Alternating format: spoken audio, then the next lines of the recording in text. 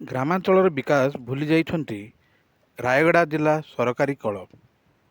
ଜରୁରୀକାଳୀନ ପରିସ୍ଥିତିରେ ରୋଗୀ, ଗର୍ଭବତୀ, ପ୍ରସୂତି ମାଆଙ୍କୁ, ରୋଗାକ୍ରାନ୍ତ ପୀଡ଼ିତାଙ୍କୁ ଏକ ଆମ୍ବୁଲାନ୍ସ ସେବା ଯୋଗାଇ ଗ୍ରାମକୁ ପଠାଇବାର ଏ ସରକାର, ପ୍ରଶାସନ ଓ ନିର୍ବାଚିତ ଜନପ୍ରତିନିଧିମାନେ ସତରେ ହାରିଯାଇଛନ୍ତି।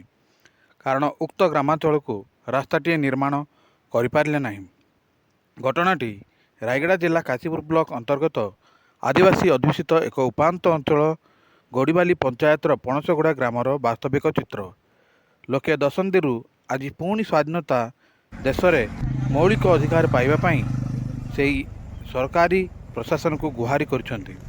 ଅଞ୍ଚଳବାସୀ ସଡ଼କଟିଏ, ପୋଲଟିଏ ନିର୍ମାଣ ପାଇଁ ଯଦି ତୁରନ୍ତ ଆବଶ୍ୟକତା ପଦକ୍ଷେପ ନିଆନଯାଏ, ତେବେ କାଶୀପୁର ବ୍ଲକ ସମ୍ମୁଖରେ ଧାରଣାରେ ବସିବାକୁ ପଛାଇବେ ନାହିଁ ବୋଲି ଲୋକେ ପ୍ରତିକ୍ରିୟା ଦେଇଛନ୍ତି। ରାୟଗଡ଼ା ଜିଲ୍ଲାରୁ ଶିବପ୍ରସାଦ ପାଢ଼ୀଙ୍କ report, ONI news. Panasguda sir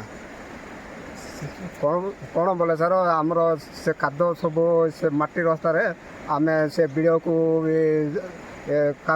କାଗଜ ଦେଲୁଣେ, ଆଉ କଲେକ୍ଟର ପଦ ଆମେ ଦେଇଛୁ।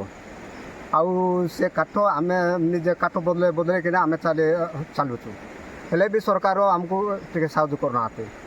अच्छा, ये जो काटो पोलटा निर्माण कर केते वर्ष है आगे निर्माण 3 वर्ष है सर। अच्छा, केमती कोन निर्माण कले? एटा सरकार साहाय्य कला कि नहीं? सरकार साहाय्य नहीं, सरकार साहाय्य करना नहीं। अच्छा, ये जो काटो पोलटा निर्माण प्राय पाखापाखि 3 वर्ष है, विभिन्न गणमाध्यम प्रसार प्रसार है, तापर मध्य कौन सरकार दुईटा सरकार गलानी, एबे नुआ सरकार आसी, कौन नेता मंत्री कि प्रशासनिक अधिकारी आसी कि सरकार के इटी के नेता पता किसी आसुना सर। खाली वोट हेले आइबे और एक से वृद्धि कर देबे, से रास्ता घाट कर देबे बोल कर ताके कहबे और नहीं। अच्छा, रोगी सेवा आपण ग्राम को एम्बुलेंस आसुची कि आसुना? केमती कोन करचंती जदी कोन से लोक जदी रोगाक्रांत होत गाटू पॉय किलो से रास्ता पर्यंत आठ रास्ता पर्यंत नेउछु।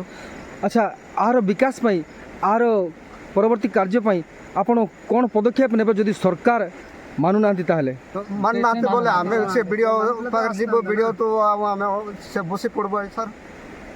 आमे काशीपुर जाय करे आमे समस्त चंदन मसला बलिया बसी देबो। आ आमे डोकेलु से काटो कोला बेलो कि आमे डोकेलु के नाता पता आसले ना सर।